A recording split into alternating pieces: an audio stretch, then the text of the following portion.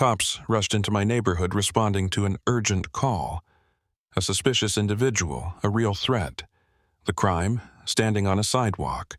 And when my neighbor Karen, absolutely glowing with self-righteous victory, realized who exactly she had just reported, her entire reality shattered like a cheap phone screen. But let's start from the good part. You ever experience a moment so completely mind-blowing in its stupidity that your brain just short-circuits? Like your common sense packs a bag, waves goodbye, and books a one-way ticket out of your skull? Yeah, that was me. My name is Daniel Whitmore. I'm 47 years old, and I just got the cops called on me for standing on a sidewalk. Let me paint the picture. It's a picture-perfect Saturday morning. Birds chirping, blue sky, slight breeze, just enough sun to make the world feel peaceful. I'm standing on the sidewalk, minding my own business, scrolling through some emails. Nothing dramatic. I'm wearing a navy blazer, a crisp white shirt, and my lucky red cap. A simple, clean-cut look. Normal, professional, harmless. Enter Karen. No, not a Karen. The Karen. Margaret Whitmore. 52 years old, the self-appointed neighborhood security chief, and the human version of a one-star Yelp review. No relation, by the way. Just a cruel joke from the universe. Karen has one superpower, taking completely ordinary situations and turning them into front-page scandals. And today, I was the scandal. At first, I didn't even notice her. She was lurking behind her curtains, watching me like she was starring in some low-budget crime documentary. Then, bam, the front door flies open. She marches out like a detective on a mission, phone in hand, locked and loaded. I blink, what now? She paces, thumb hovering over the screen, her face twisted in a mixture of righteous fury and deep suspicion. Then, boom, 911. I actually hear her. Yes, hi, I'd like to report a suspicious person in our neighborhood. I raise an eyebrow. Oh, this is about to be good. He's just standing there, staring at houses. Lady. I was looking at my phone. If anyone was staring at houses, it was you.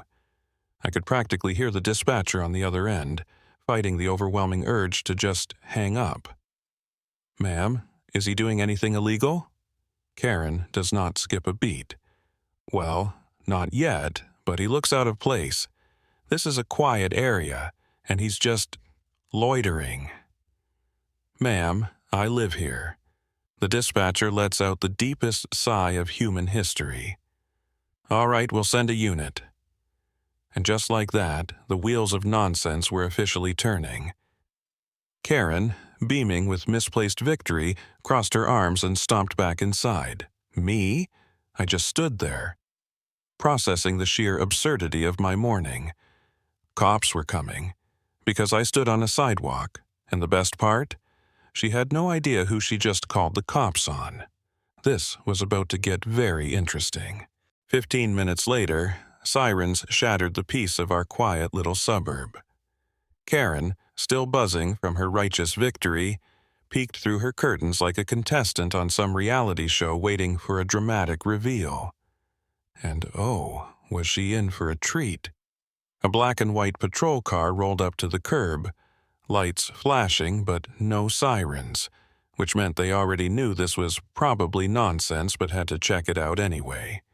2 cops stepped out. Young, fresh out of the academy. The kind of guys who still triple-check their belts to make sure they have all their gear. I stayed exactly where I was, calmly scrolling through my phone. Sir, one of them said, we got a report about a suspicious individual. I let out a slow breath, finally glancing up. Let me guess, a concerned citizen? One officer nodded hesitantly. The other looked like he wanted to be anywhere but here. Karen, standing triumphantly on her porch, was practically vibrating with self-satisfaction. This was her moment. I sighed, deep, dramatic, like a parent who just found crayon drawings on the wall. Then, without a word, I reached into my blazer pocket. The officers tensed up. Karen leaned forward. I pulled out a leather badge holder and flipped it open. The polished mayoral seal gleamed in the sunlight. The cops? Froze. Karen? Oh, she was done. I watched in real time as her face melted from smug superiority to pure horror. I let the silence stretch out, enjoying the moment. Then, with the kind of slow, deliberate confidence that makes people sweat, I spoke. My name is Daniel Whitmore. I slid the badge between my fingers. And I'm your new mayor. Game, set, match. Karen's entire soul just packed its bags and left the building.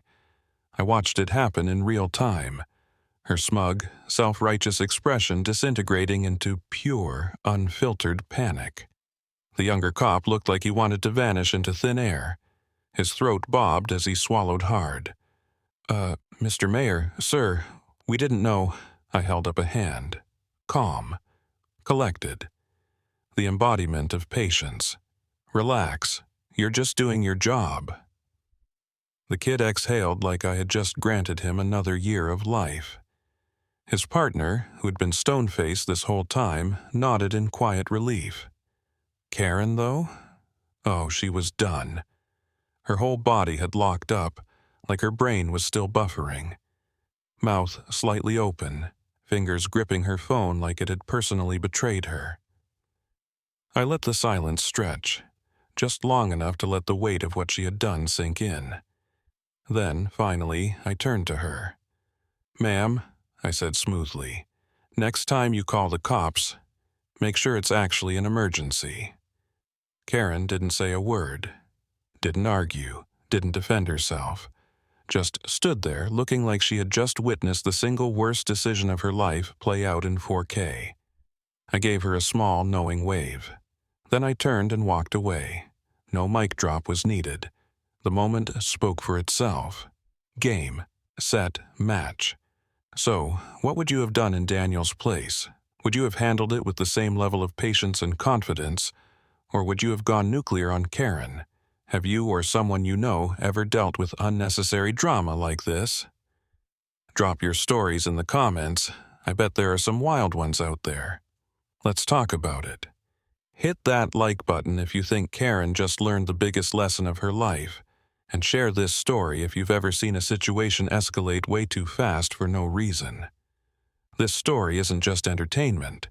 It's about highlighting real-world issues and making sure we create a better, more understanding world. And remember, your opinion matters.